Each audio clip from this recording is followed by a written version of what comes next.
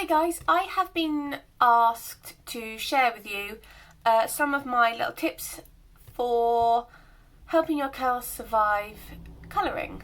So I actually have coloured my hair today, and as you can see it's still looking in pretty good nick given I haven't brush styled it at all. I've been colouring my hair regularly since I was about 15 and it hasn't fallen out yet. So it is possible for you to change your hair colour without sacrificing your curls.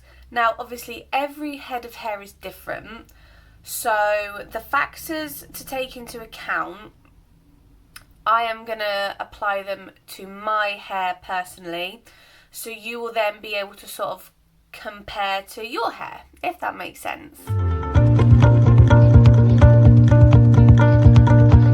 So obviously the first thing, I keep doing this with my hands. So obviously the first thing you need to take into account is hair colour. Now your natural and your desired hair colour are both important here. So my natural hair colour is a very dark brown, as you've probably seen with my roots coming through, and if I've put pictures up of my natural hair colour. It does have slight warm undertones to it as well. So for the gold colour, currently I have copper hair, obviously. It's quite a bright shade, so I have had to look at the sort of colour swatches on the side of the box and look for the one that will give the best results on darker hair. So this current shade is Mango Copper Burst from the Superdrug Colour Performance Colour Vibrance. I think they've sort of changed the name. So depending on your desired results, if for example you've got dark brown hair like me and you want to go for a darker shade, so you just want a different shade of brown, you want to go black, purple, dark red, you could probably get away with using a semi-permanent because it doesn't need to lift that hair colour.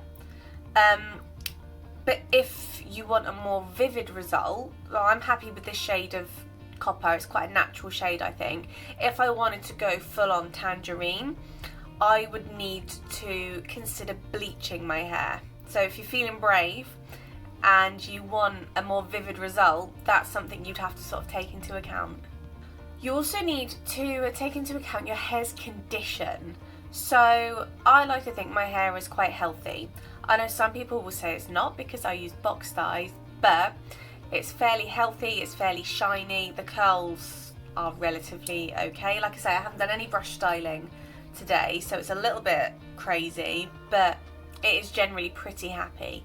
So because I do regular protein treatments and deep conditioning treatments as well, I find I can afford to use a slightly sort of harsher hair dye. So if your hair is more compromised, you would need to think about, again, a semi-permanent, or you can even get like colour depositing conditioners. Now the hair texture as well is something you need to consider. So I have wavy / curly hair. If you sort of know the lingo, I'd say I've got 2C, 3A hair.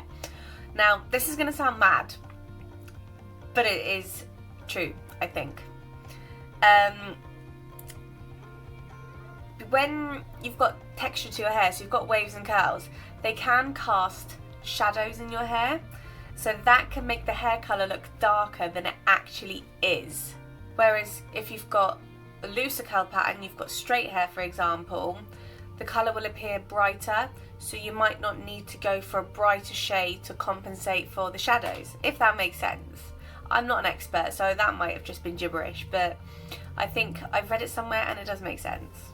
And another factor to sort of take into account is how strict curly girl you are. So I am not particularly strict. I shampoo my hair regularly, I brush style my hair every wash day, and sometimes during a refresh.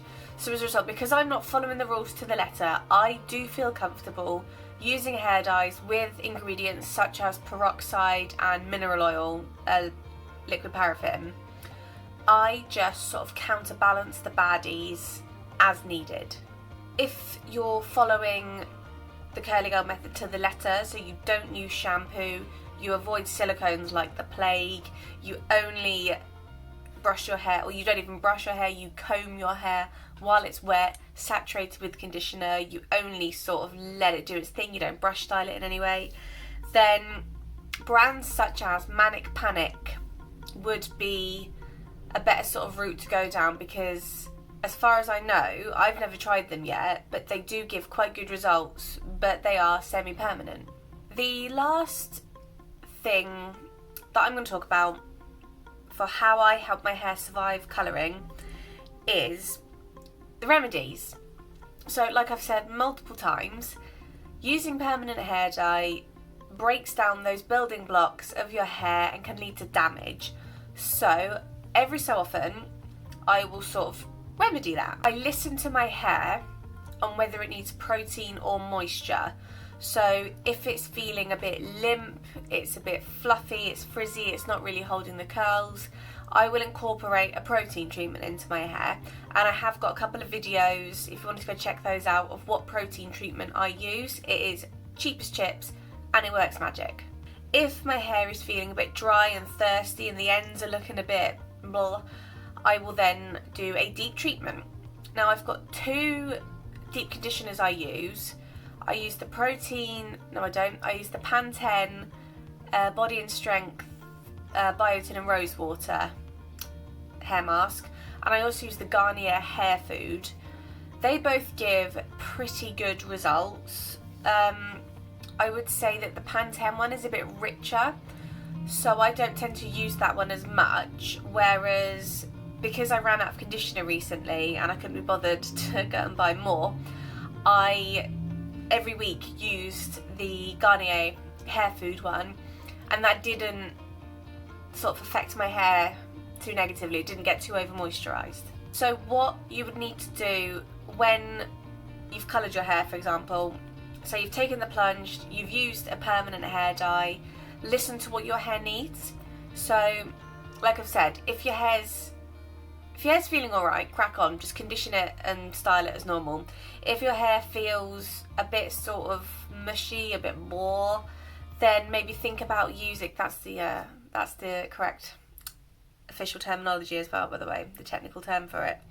Yeah, if your hair's feeling a bit limp, a bit mushy, then you could look at incorporating some protein into it to sort of counterbalance the breaking down of those building blocks. If your hair, like mine was today before I conditioned it, it was a bit dry, it was feeling a bit thirsty, so I just slathered it in a really rich conditioning treatment and it's bounced right back. So just to sum up, because I'm aware that when I do these talking videos I do talk quickly and I do ramble, so the factors to take into account when wanting to dye your hair is your hair colour, your natural and desired hair colour, your hair's condition, your hair's texture, how strictly CG you are, and what remedies you might need to incorporate once you've coloured. So I'm just going to name drop some brands quickly that I've used in the past that I really like. So Live Colour, I have used by Schwarzkopf. I've used the shades Real Red, Red Passion, Deep Red and Tangerine Twist, and they've all given really good results. Ultraviolet is one that I've used, but that didn't really work, but that might have been down to my hair colour at the time, because I put a colour on top of a colour. Colour does not lift colour. So yeah, Live Colour. Olea, I've used Intense Red and Intense Copper. They've worked really well. Superdrug's Colour Vibrance, I have used the Mango Copper Burst today. I've also used Ravishing Red and Fire Red. Can you tell I've gone through a lot of shades of red in my time. Ravishing Red and Fire Red. And they've all given pretty decent results. And I'm trying to think, there have been a couple of the sort of mask ones when I had my natural colour. I think there was another Schwarzkopf one. I think there was a live one that was like a foam in a pot that you scooped out. I didn't particularly like them. My hair tends, because it's so dark, it needs peroxide basically. So that was a lot of talking. Well done if you've made it this far. I think that's everything. That's how I seem to end my videos now, because I'm paranoid I've left something out. So thank you guys for watching. Let me know down in the comments if I've missed anything, if you've got any questions or anything. Like I say, I'm not a professional, but I like to think I know a thing or two now, having dyed my hair since I was 15 and I've been looking after my curls for the last 3.5 years now, nearly 4 years now. So I know a thing or two.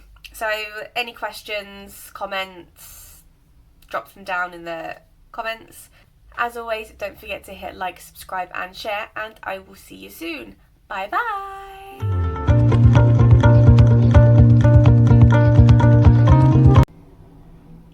That seemed like gibberish, but oh well. So I have had to find a hair... Did my phone just go off? My phone might have just gone off.